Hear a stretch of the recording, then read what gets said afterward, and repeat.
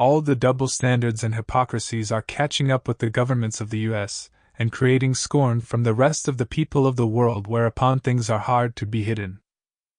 Here we had Alexander Mercouris of the Duran talking about how much scorn people have towards the current US administration, as Blinken is receiving it all over the world as he visited them. The administration is even losing the support from people of the US. Blinken flies into this storm. He arrives at Istanbul airport. There isn't a single official of the Turkish government apparently present to receive him. The Turkish foreign minister isn't there, the prime minister isn't there, President Erdogan himself isn't there. Apparently the only official who met him at the airport was the deputy governor of Istanbul province. Now again, I should quickly qualify that last observation.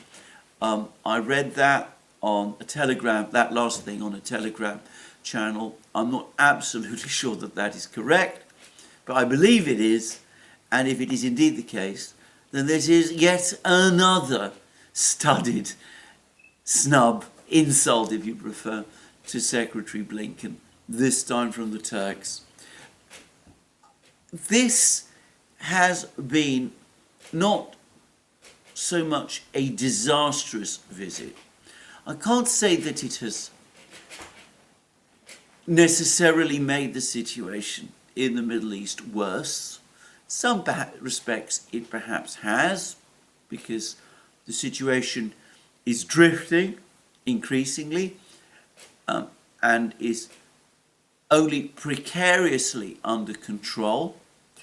But it is overall a pathetic spectacle. One gets the feeling that the senior diplomat of the United States is somewhat aimlessly shuttling around from one Middle East country to another, and is having the doors in every one slammed in his face. Prime Minister Netanyahu rejects his call for a humanitarian pause, won't turn up to the press conference. The foreign ministers in Amman publicly disagree with him and ridicule him. The Palestinian officials in the West Bank are baffled and aren't showing any degree of enthusiasm or interest in him. The Iraqis, the Iraqis ditto, and are probably embarrassed at the very fact of his presence, at the fact that he's hurling out warnings to Iran from their country, which I'm sure they don't welcome at all. And now he goes to Turkey, and it seems as if the Turkish government isn't too keen to see him either. I have to say this is, as I said, a pathetic spectacle, and it shows how little confidence there is in Secretary Blinken, obviously, but ultimately in the administration as a whole, and in the president himself, from all the leading players in the Middle East. And note that whilst Secretary Blinken was in the Middle East, even as Mr. Eliyahu was making his extraordinary comments about using nuclear weapons, Secretary Blinken had nothing of importance to say about that. Nothing, by the way, was said either, I noticed, by any European government either. It seems like an age ago, but in fact it was only a few months ago that we had all kinds of commentaries and debates and discussions in the West about misconstruing, by the way, statements by President Putin and Dmitry Medvedev about nuclear weapons, and people were saying that the Russians were rattling the nuclear saber, and that this was reckless and irresponsible, and there were articles about it and there were leaks about it, and I seem to even remember that President Biden himself had something to say about it.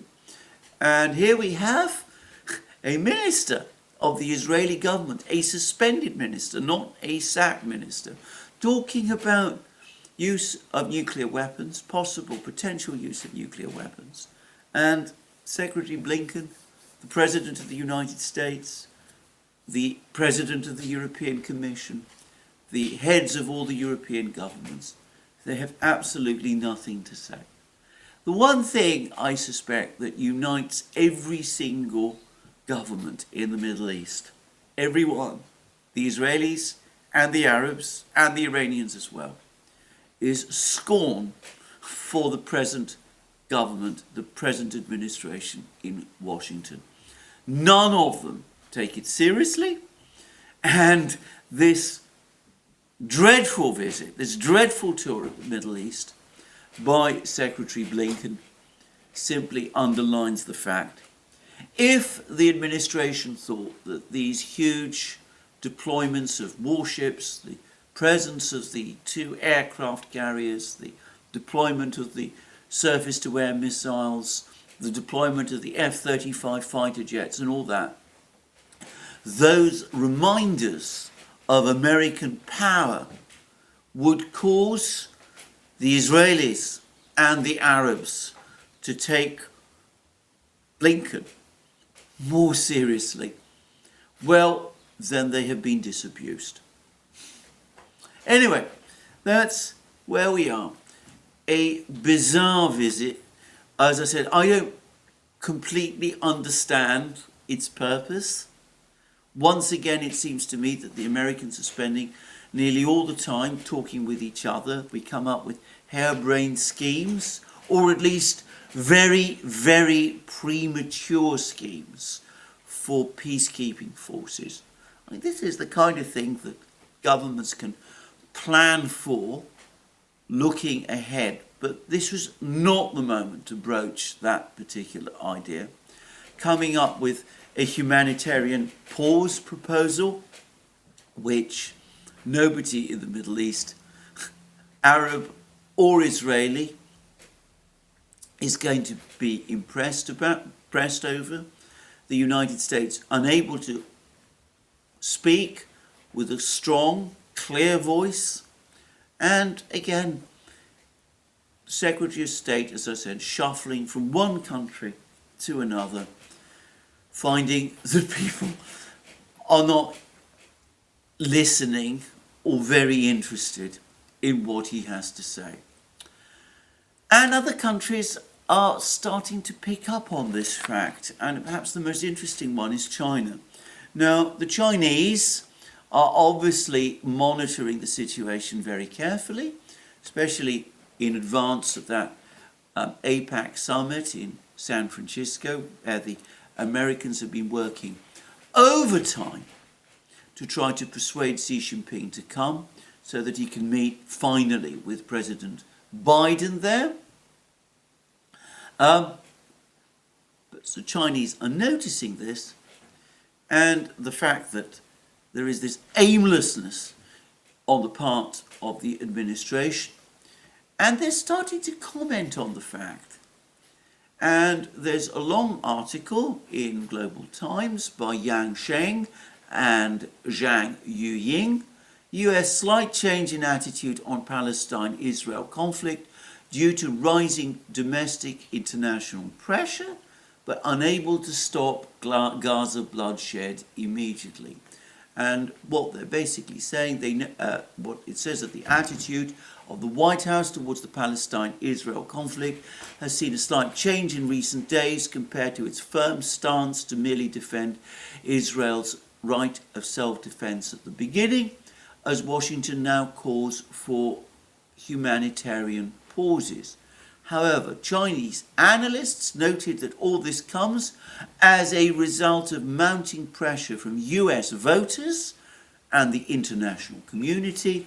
This kind of adjustment shows a limited sincerity and effectiveness in being able to stop the horrific crisis which has already killed at least 9,500 people in Gaza. And then Global Times talks about President Biden's domestic problems. Tens of thousands of protesters who support Palestine and oppose Israel's military operations in Gaza marched through downtown Washington, and indeed, criticism of the US policies, the Biden administration policies in the United States itself are growing, and they're growing from the president's own key electoral base.